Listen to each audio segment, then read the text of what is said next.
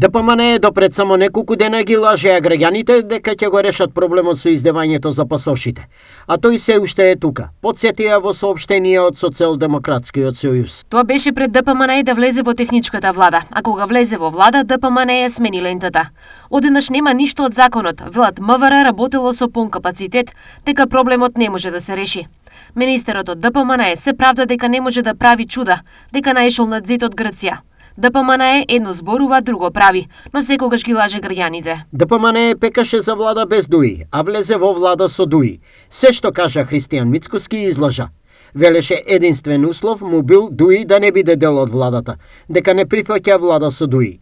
Па се пишмани и ДПМН влезе во влада со Дуи, потенцира од социјалдемократите. Сега ДПМН има министри и заменици министри во техничката влада кои му се поклонија на Талат Џафери, а велеа дека тој не заслужува да биде технички премиер, иако во периодот 2012-2014 беше министер за одбрана во влада на ДПМН.